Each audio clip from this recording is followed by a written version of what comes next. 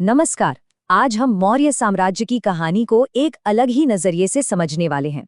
किताबों के पन्नों से नहीं, बल्कि उनके खजाने से निकली एक बहुत छोटी लेकिन शायद सबसे शक्तिशाली चीज से, उनके सिक्कों से। जरा सोचिए, साल है 322 ईसा पूर्व। चंद्रगुप्त मौर्य ने एक ऐसे विशाल साम्राज्य की नींव रखी है जो लगभग पूरे भारतीय उपमहाद्वीप तक फैला हुआ है। अब यहाँ एक बहुत बड़ा सवाल खड़ा होता है, इतने बड़े, इतने विशाल साम्राज्य को सिर्फ तलवार के दम पर एक साथ जोड़कर कैसे रखा जा सकता है? ये प्रैक्टिकली पॉसिबल कैसे था? और इसका जवाब तलवारों में नहीं, बल्कि चांदी और तांबे में गढ़ा गया था। ये सिर्फ धातु के टुकड़े नहीं थे, नहीं, ये एक तरह का कह सकते हैं एक इकोनॉमिक ग्लू था, एक ऐसा आर्थिक गोंद जिसने इस पूरे साम्राज्य को आपस में चिपका दिया और इसे वो ताकत दी जिसकी किसी ने कल्पना भी नहीं की थी। तो चलिए इस आर्थिक इंजन को थोड़ा और करीब से देखते हैं।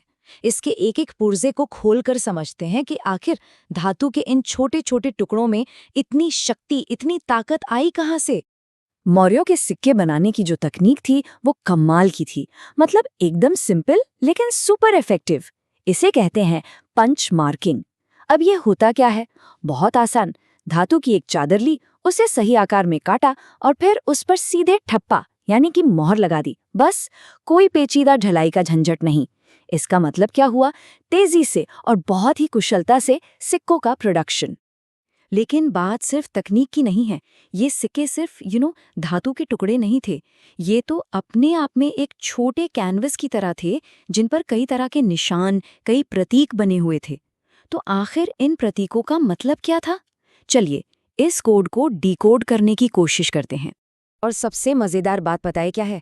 लगभग हर मौर्य सिक्के पर आपको 5 अलग अलग निशान मिलेंगे। ये कोई डिजाइन नहीं था, ये एक तरह से शाही मोहर थी, एक गारंटी। जैसे सूरज का निशान या वो 6 भुजाओं वाला चिन्ह, हाथी, ये सब सिर्फ सजावट के लिए नहीं थे। ये इस बात की गारंटी थे कि ये सिक्का असली है, इसकी शुद्धता और इसका वजन एकदम सही है, और इसके पीछे खुद साम्राज्य खड़ा है। अब आते हैं उस पॉइंट पर जो एग्जाम्स में अक्सर पूछा जाता है, वजन। जो मुख्य चांदी का सिक्का था, जिसे कारशापण कहते थे, उसका एक स्टैंडर्ड वजन था, ठीक 3.4 ग्राम्स। जरा सोचिए इसका असर क्या हुआ होगा।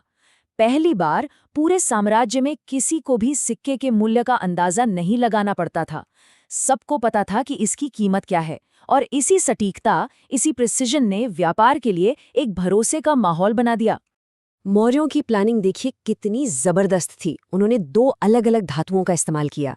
चांदी यानी वही कारशापण, वो था बड़े बड़े सौदों के लिए, बड़े व्यापार और टैक्स चुकाने के लिए। समझिए ये आज के बड़े नोटों जैसा था। और दूसरी तरफ थे तांबे के सिक्के। ये थे रोजमर्रा के छोटे मोटे खर्चों के लिए, जैसे बाजार से कोई सामान खरीदना, मतलब हर जरूरत के लिए अलग सिक्का। तो ये जो इतनी सटीकता थी, इतना जबरदस्त सिस्टम था, ये सब कोई अचानक से नहीं हो गया, नहीं, ये कोई इत्तेफाक नहीं था। इस पूरी की पूरी प्रणाली के पीछे एक बहुत तेज दिमाग था, एक मास्टर प्लान था। और ये मास्टर प्लान बनाया था इतिहास के सबसे बड़े रणनीतिकारों में से एक ने। जी हाँ, हम बात कर रहे हैं चाणक्य की, यानी कौटिल्य की। उनकी किताब अर्थशास्त्र में साफ साफ लिखा है कि सिक्के बनाने का काम सिर्फ और सिर्फ राज्य करेगा। इस पर सरकार का पूरा कंट्रोल होगा।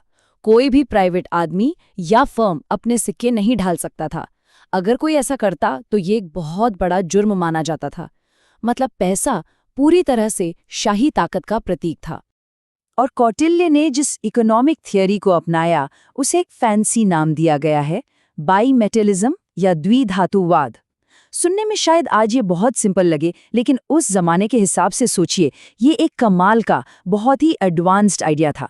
मतलब एक ऐसी डबल इकोनॉमिक सिस्टम बनाना जहां चांदी और तांबा दोनों एक साथ काम करे। बड़े सौदों के लिए चांदी, छोटे के लिए तांबा, और सब कुछ सरकार के कंट्रोल में। तो ठीक है, हमारे पास अब तकनीक भी है और एक जबरदस्त प्लान भी है, लेकिन सवाल यह है कि इसका असल दुनिया में जमीन पर क्या असर हुआ। चलिए अब ये देखते हैं कि इन सिक्कों ने मौर्य साम्राज्य की अर्थव्यवस्था की पूरी तस्वीर ही कैसे बदल दी। और नतीजा एक आर्थिक क्रांति से कम कुछ भी नहीं था।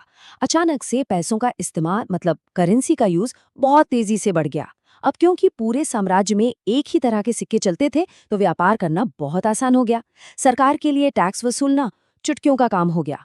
और सबसे बड़ी बात, इसी सिस्टम ने आने वाली सदियों के लिए भारत की पूरी मॉनेटरी सिस्टम की नींव रखी।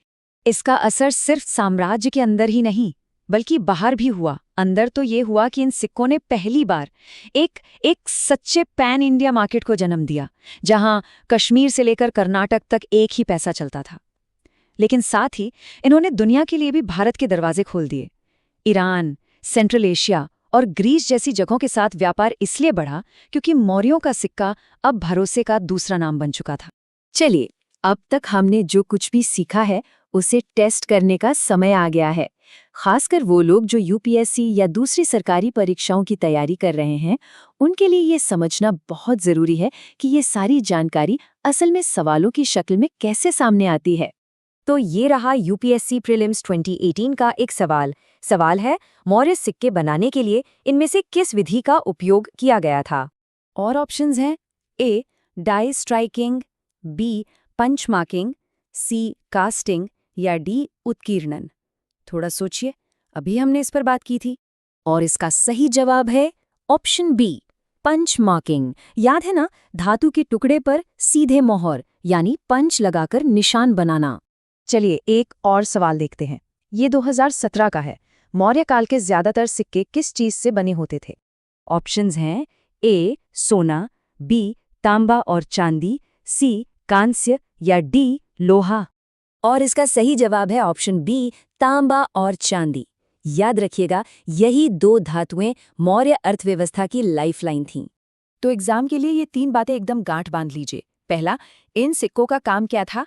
व्यापार को आसान बनाना। दूसरा, ये बने कैसे थे? पंच मार्किंग की तकनीक से। और तीसरा, ये बने किस चीज से थे? चांदी और तांबे से। बस ये 3 पॉइंट्स याद रखिए और मौर्य सिक्कों से जुड़ा कोई भी सवाल गलत नहीं होगा। तो आखिर में ये समझना बहुत ज़रूरी है कि मौर्यों के सिक्के सिर्फ अपने दौर की कोई इंटरेस्टिंग चीज़ नहीं है। नहीं, ये वो ब्लूप्रिंट थे, वो नक्शा थे जिस पर आगे चलकर भारत की पूरी अर्थव्यवस्था बनी। इन्होंने आने वाली सदियों के लिए करेंसी, इकोनॉमी और शासन की नींव रखी। तो अगली बार जब कभी कोई पुराना सिक्का हाथ में आए तो एक पल रुककर सोचिएगा जरूर कि कैसे चांदी का एक छोटा सा टुकड़ा हमें एक पूरे साम्राज्य के बड़े बड़े सपनों, उसकी जबरदस्त प्लानिंग और उसकी सोच की गहराई के बारे में कितनी बड़ी कहानी सुना सकता है।